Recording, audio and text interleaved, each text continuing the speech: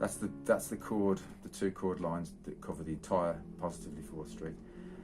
This is why I want to keep this really short, so you got a reference to just the changes. I'll try and make another video to go over the language, rhythms and that kind of stuff that are a good way of navigating the song. But basically, there's 2 chord lines.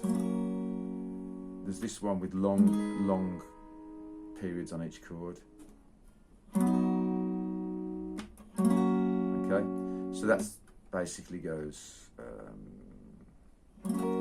If I do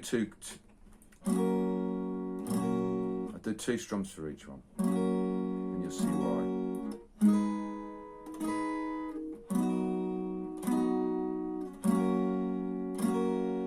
I'm not doing this on purpose, but just as a little thing, when you hear that, and you've got a major 7, is that, and you hear it, and if you don't want it, make sure you clamp it off, like I did then.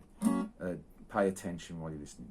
So, 2 C's, 2 D minors, 2 F's, 2 C's.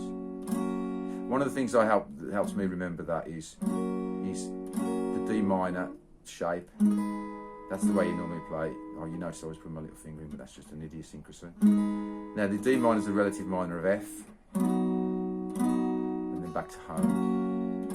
That helps me because I know my relative minors. I give you examples anytime to validate why it's good to know your relative minors, because it just gives me that little kick to remind me as I'm learning the progression itself. And my hands are still doing this. I'm having to think.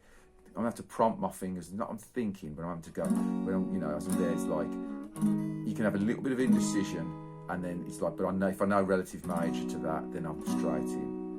Gives me that extra little bit of help. Okay. The reason I play 2 strums for each chord there is because the changes come up twice as fast for the 2nd chord line, which is C, G, F, A minor to G. Okay. I'll do that again. So it's C to G to F to A minor to G. But then we've got 4 G's. So that's your breather.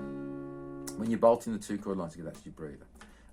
There's not a lot to say other than if you've got some familiarity with primary chords, then C, G, F shapes like that are very common. So if you played a lot of songs, your hand will be halfway there to doing it anyway. The A minor's a bit of a weird one from F, but that's why we're doing it. And then finishing on the G chord. You just have to go through it, spell it a few times.